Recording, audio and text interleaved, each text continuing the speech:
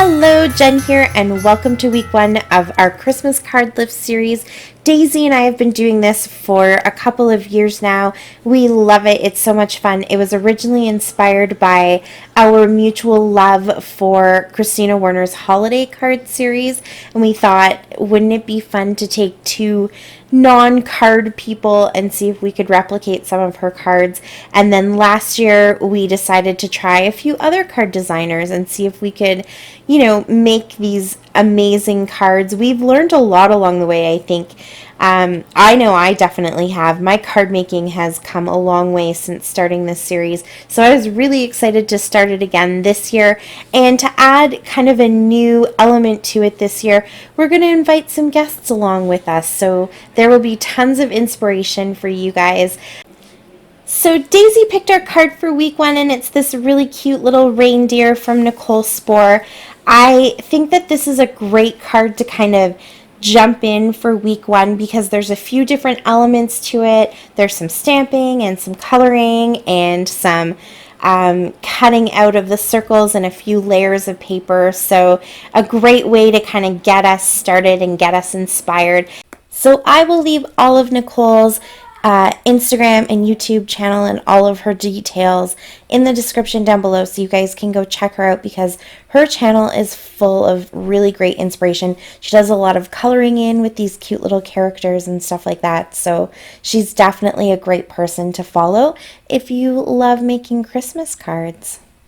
And this little reindeer, it's just too cute. And I just happen to have a reindeer in my stash of stamps. I didn't realize it ahead of time. I was going through my Christmas stamps, kind of looking for what I could use, and found these Tailored Expressions stamps. I haven't used this stamp set very much before. I think maybe only one of the stamps has been used. But they're just so adorable, I couldn't help myself. So I definitely wanted to use that reindeer. But you use whatever you have. So my biggest tip for something like this, I cut out the circle and I just here I'm testing my little guy. And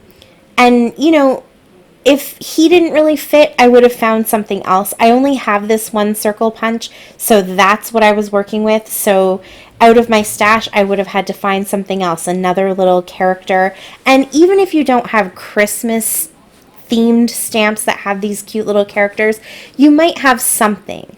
You can turn just about any little guy into a Christmas character by adding a Santa hat or, just having the green and red colors there. So whatever you find, whatever you have in your stash, that's what you use. And just make sure that he fits nicely into whatever kind of circle die, circle punch, whatever it is you have. So because I only have that circle punch, I don't have any circle dies, I went ahead and punched that out to test it, and then my punch wouldn't go far enough down into my piece of white paper, so I just used the circle that I had punched out to draw another circle a little bit further down and then cut that one out. Definitely circle dies are on my list of things I have to get, along with Copics or some other form of alcohol-based markers. I do not have those, so I used my pencil crayons to color in my little deer. I've used watercolors before. Again, you use what you have, use what you're comfortable with. Pencil crayons work really great, especially for this type of character. There's not a ton of detail to him, and you're only going to see his cute little face mostly, so I wasn't too worried about having to add a ton of extra detail. But with pencil crayons, you can do lots of shading and all that kind of stuff, so, work with what you've got. So once I knew that this is where I was going and my circle was the right size and my little deer is going to fit properly, I went into my stash again and I found some stamps, and I was looking for a sentiment that was long enough and kind of skinny enough that I could actually bend it around the circle. So you saw me do that right onto my stamping block. I just used the circle as my guide and kind of bent the stamp all around the edge. If you don't have a stamp that's going to bend this way, another thing you could do is I could have just cut all of those words out individually, and so they wouldn't, if I left them straight, they wouldn't really follow the curve of the circle perfectly, but you could kind of make them bend around the circle a little bit more. And if that doesn't work for you, just stamp it straight. It's totally your card, right? So that can be your own little personal touch there. I just happened to find this Celebrate the Season that bent exactly the way I needed it to. For my background behind my little deer, there were a few options that I had. I do have a few glittery papers. I even did have some silver paper that was glittered, but I can't find where I put it. I think I pulled it out to use it on a Halloween project and then never did and kind of stashed it away. So I couldn't find it, but I did find this really fun silver kind of shiny metallic holographic paper, and I love the way that looks. But any kind of fun glittery silvery or gold, red, whatever paper that you have would work really good for this. Or you can just pull out that glitter and make the background. You could add the glitter yourself if you wanted to too. I tend to get super messy when it comes to glitter, so that's kind of a last resort for me. All right, so the next step to this card was finding the background wood grain. Oh, look at my hands. They were dancing. I was watching RuPaul's Drag Race season 11, the season finale. I think I was dancing along to, I can't even remember, Bootylicious. I think that's what it was. I know I'm behind in my Drag Race episodes, or seasons.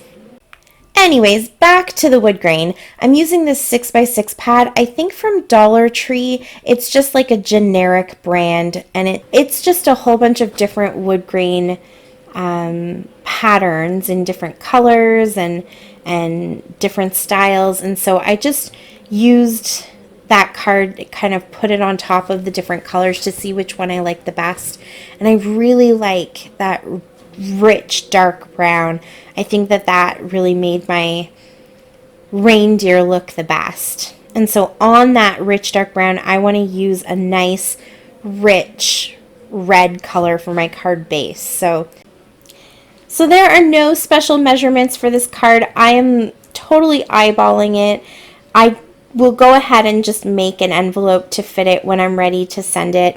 I normally do card bases from Dollar Tree, Dollarama, Michaels, even Walmart sometimes has them. I just like the pre-made ones, but I didn't have any red or green ones left, so I went ahead and pulled out some of this 8.5 by 11 cardstock.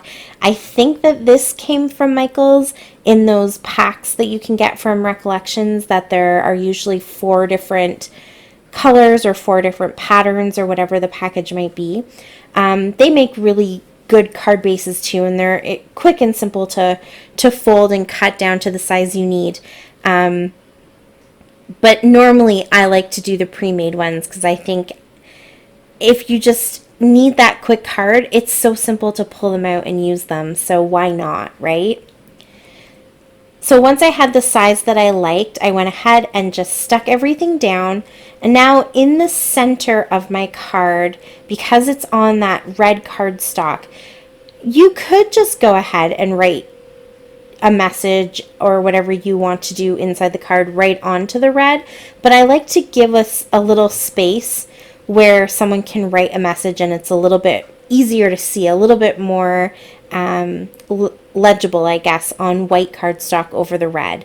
So I just had this little piece of white left over from cutting down the front of the card. So I popped that in there. And of course you could add a much bigger piece too if you wanted, but it just adds a nice little spot to write your sentiment.